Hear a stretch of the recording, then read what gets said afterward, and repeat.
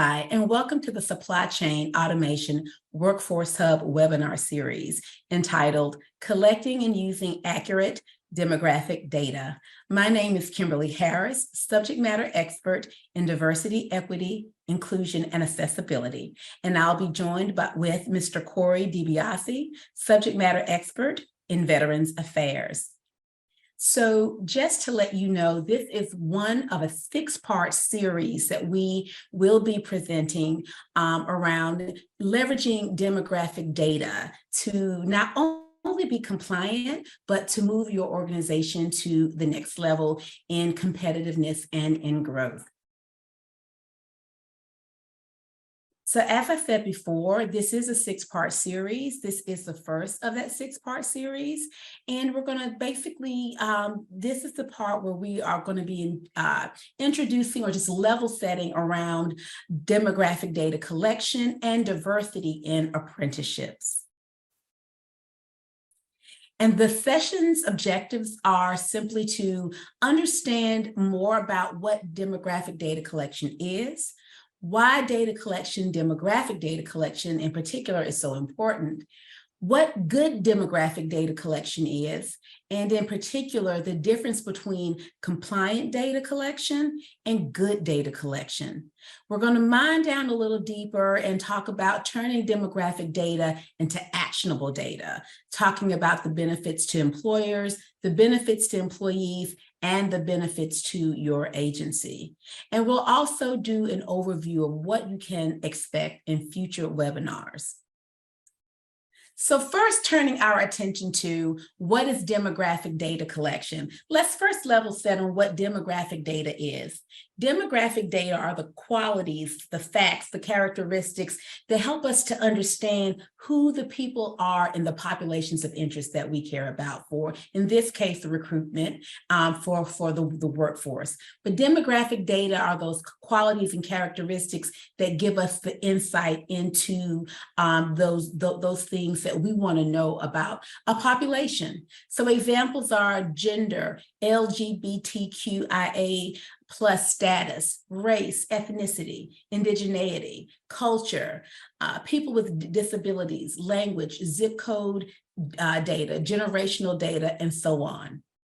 Demographic data collection then is that process of gathering these facts, gathering these gems, this information about the populations of interest that we want to know more about, for whatever the purposes may be, but once again, in this case, for employment purposes. So in terms of thinking about how do we typically use demographic data for the purposes of employment, the federal government compels all employers with more than 100 employees and all federal contractors with 50 or more employees to report certain demographic data. And typically the data of interest, though data points of interest are race, gender, and ethnicity. But we know there's so much other data that can be so valuable in this process. But the why is this important and how is it typically used? Typically, when we think about those 3 buckets of data that most employers are compelled to report, it's for typically issues around enforcement, research, and then self-assessment by employers. So of those 3 buckets, when we're thinking about demographic data collection, typically a lot of prioritization and attention are on that first bucket, that bucket of enforcement. By far, it's that compliant component, that enforcement component, that's most often the one that's most prioritized. But that's, really just the tip of the iceberg. That is the baseline. There are so many other things that we can and should be thinking about. And when we think about, just that first component, that component of enforcement and compliance, it limits us a great deal. There is a true drawback. And what we need to know and be mindful of is that When demographic data is only viewed as a necessity for compliance, we tend only to focus on the data that's required. This means that we are basically not paying attention to the other demographic data points that can provide so much contextual insight to who we are hiring, and also how can we recruit more effectively? How can we retain the good talent that we are investing all of this effort and resource into recruitment? So how do we tie those things together? And that is the benefit of leveraging all of the other facets of demographic data that we could possibly collect. So just to draw that point home, we really have to take a step back and think about the fact that, too often we are really kind of having our heads in that space of one dimensionality, where we're really thinking about what's needed. And, taking that step forward to think about what's good, what can help us really to optimize our effectiveness as an organization. So gathering good data is going beyond that compliance point. Once again, we really want to emphasize that. It really helps us to get into all of the other facets of our workforce that make them want to stay or leave, or that could be correlated or tethered to the factors that make them want to stay or leave. It helps us to maintain a more accurate picture of our workforce. It helps us to know, where there's underrepresentation or overrepresentation. It really helps us to paint a more fleshed out picture that can inform so much of our decision making in other ways. And just as we think about compliant data versus good data, we've talked conceptually about what it is and why it's important, but what are some examples and what does that look like? So typically when we think about compliant data, we're thinking about those three buckets that the federal government mandates employers to report about their employees. So we're thinking about the aggregated data around gender, around race and ethnicity. Also, when we typically think about compliant data, we're typically thinking about one point in time data collection. Typically, that's going to be data that we collect at the application phase. Maybe there's some follow-up if we're talking about a good situation, but typically we're talking about a static one point in time data collection. Also, as I said before, this is data that's typically collected at that job application phase. And because it's so centralized around compliance, there's limited utility outside of reporting purposes. But when we expand our thinking to go into what is good data collection, we're talking about and thinking about data collection that teases out more. This is data collection that could occur at multiple points in time. This is data collection that's sensitive to the realities of the emotional and other forms of safety that have to be established before people feel safe to disclose sensitive information about themselves.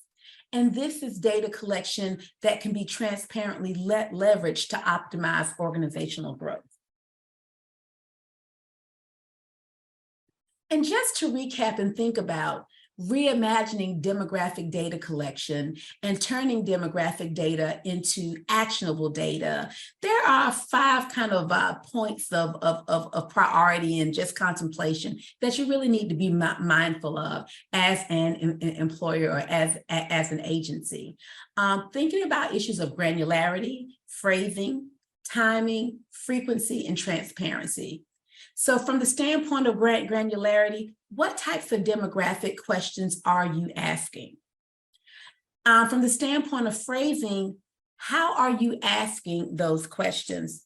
For example, if you have an item or a question around disability status, think about, typically, or, the question could be something, or as you may currently craft it, are you a person with a disability? That's a pointed, straight question, but that is a question that a person, an applicant, may not feel comfortable or safe in answering. So think about rephrasing, to something along the lines of, do you use any kind of adaptive equipment or software to maximize comfort and efficiency at home or in the workplace? I hope you can see how tweaking that question with language that really doesn't get pointed directly at the person and their identity, but more about how they do the work that they do, could be a question that can garner the response that you're looking for, that doesn't make an applicant feel on the spot, or question if it's safe enough to give you an honest response to that particular question, because of that level of vulnerability that being able, or that feeling comfortable to answer a question like that would require. In addition, if you're thinking about questions around veteran status, instead of asking a question such as, are you a veteran? Consider asking specifically if a person has served in any branch of U.S. military. Some folks may assume that veteran means a combat veteran. And also, women veterans may not think of themselves or apply that term veteran to their own identity in terms of service, either because of traumatic experiences that may be tethered to their service, or because when we think of veteran, typically most notions that come to mind are those of men who have served our country in that way. So tweaking that question in a way that basically encompasses all of the folks who have served our country could be a way of adjusting that particular item to get a more candid and transparent and response. So these are the things that we are going to be delving deeper into and just highlighting and giving some suggestions about throughout our 6-part journey. But with that being said, I will now throw it over to Cori Di Biase. Thank you so much, Kim. That is a fantastic foundation to work from. And thanks everyone for joining us for this vital series talking about these issues that are so important to employers, so important to employees, and of course, so vital to just the way we think about registered apprenticeship programs. So as we think about why are we doing this? What are the benefits, right? What are the benefits to employers? What are the benefits to employees? Well, we really think about this through the lens of engagement. Right? We think about this as a means of better understanding our workforce, better understanding the folks who work for us, who work with us, but using that understanding as a foundation, again, for cultivating this notion of engagement. So, for example, if I have an employee and I identify this employee as someone like, wow, this person is someone I would see growing with this company. This is someone I would love to see working with us 10 years from now. Well, what do I need to do to make that a reality? What do I need to do to cultivate that sense of engagement that is going to give us a better chance of making sure that that good, strong working relationship lasts well into the future? Well, it starts with me understanding this person as well as I can, right? It starts with me understanding who this person is, what motivates them, how do they think of themselves, what makes them comfortable, and what makes them feel productive and effective in a workplace. Now, of course, we understand that demographic data is really just the beginning of that. And demographic data is trend data. Understanding every demographic feature of a given employee, of course, that doesn't mean we understand all of that individual person and everything that motivates them, but it starts us down that road of understanding. It also creates a scenario where we can better ensure that as our employees are looking at and our apprentices and even our applicants, as they're looking at our company, as they're looking at our organization, we want them to feel that they're seeing themselves reflected back to some extent. What matters in a way a person identifies themselves, what matters to that person about their own identity, and do they see that aspect of themselves that matters so much to them? Do they see that reflected back in their employer? This employer with whom they're going to spend, of course, a very, very large chunk of their average week, right? We assume in many cases 40 hours, sometimes not as much, sometimes more. Of course, we want, if we're going to invest that much of our lives into anything, we want to see ourselves in it. We want to see ourselves feel welcomed and engaged and respected in that environment. So once we've done that work to increase engagement, therefore we're decreasing turnover as a consequence. We're ensuring that folks will really see their future within this organization. And finally, I mean, if we just want to put this in dollars and cents, brass tacks, we know that increasing that engagement, increasing retention, decreasing turnover, that's going to increase our competitive advantage. That's going to decrease how much we have to spend recruiting and training new employees. That's going to increase the amount of institutional knowledge that our employees have. It's going to increase the amount of experience and real investment that our employees have. All of these, as we understand, if we put everything else to the side, all the other key issues, all the other values that we want to see reflected in this conversation, if we put all that to the side, there's still a fundamental dollars and cents competitive advantage that comes from an investment in and a commitment to thinking about this kind of data and thinking about how it can be used to increase this employee engagement. Of course, equally, this is going to create advantages and benefits for employees as well. It's going to create a work environment that I feel acknowledges and values aspects of my identity, acknowledges and values aspects of culture. It's going to increase trust. I'll using myself as an example. There are going to be certain workplaces in which, even earlier in my career, I might have said, perhaps I don't want to talk about the fact that I use some medications to decrease my anxiety at times. Perhaps that's not something I'm going to discuss with my employer because I don't know. Is that going to create a sense of stigma for me in my relationship with this company? Well, since I can pretty much manage this on my own, this is not something I need the employer support for. I guess maybe I'll just keep my mouth shut. I won't say anything about that until I see that, wait a minute, I see these conversations happening in my workplace all the time. I see folks talking about their happiness and about their comfort in the workplace in a way that, wow, I think about these things myself, but I don't always talk about them. Well, as my trust increases, so then, of course, does my willingness to have these conversations openly.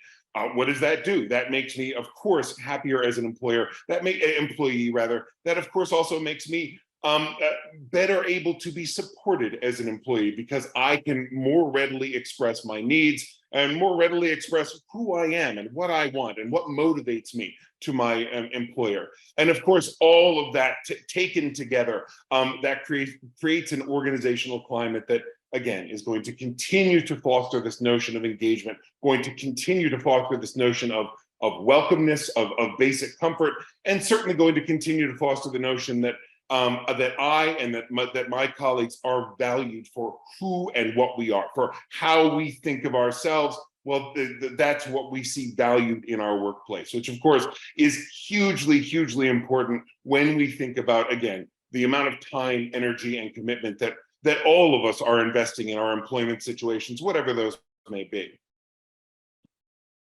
So this is really, again, the foundation and all the great work that Kim did and just kind of laying out what the fundamental gears and levers and dynamics of this conversation are. But as we move forward, we're going to start first to dive a little bit more into regulatory and statutory language, just to talk about what can we ask? What are the right things to be asking? And what can we say? What are the compliant ways to have these conversations? But of course, as Kim said before, whenever we talk about compliance, we need to be compliant. Of course, we need to be compliant, and there are good reasons for that. But compliance is, we should always view that as our very, very first step. That's the first box we check, is to say, okay, yes, we're compliant, but now how do we become good? How do we become excellent? How do we continue to evolve this conversation in a way that's going to make us more and more effective in this realm? And that, of course, will lead us right into how we start to use data when we're really putting forward our strategic thinking, our strategies around affirmative action, our planning around outreach, our planning in all these aspects, what does this data that really is data about what is our company? Who are we as a group of people? What is our character? What is our nature? How do we identify ourselves as an organization?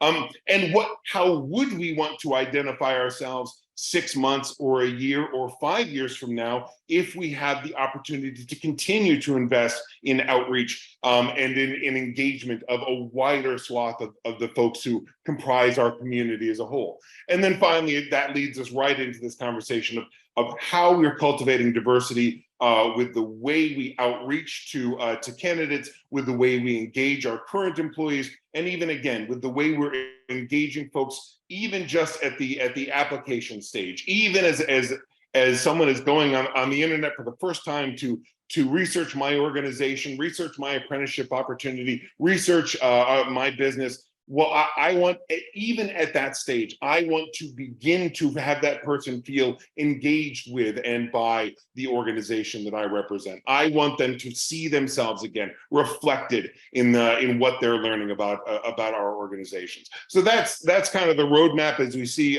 going forward, and we'll of course continue that conversation as we proceed through this series. One final slide here, just to let you know, some great ways that you can benefit from the good folks at the SCA Workforce Hub, the Supply Chain Automation Workforce Hub, for folks who are sponsoring and staging apprenticeship opportunities in this realm. Of course, you can see we have our email address here, SCA Workforce Hub at manhattanstrategy.com. We've also got a website, scworkforcehub.com.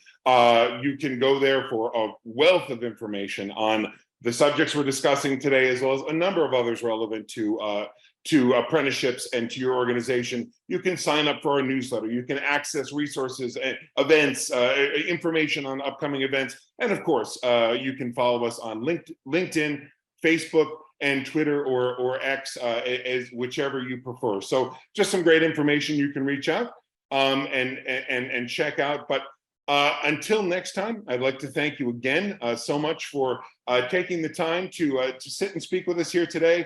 Certainly would like to thank Kim for her fantastic presentation, and very much looking forward to continuing this conversation with Kim and with you as we move forward. So thank you again, and I hope you have a wonderful day.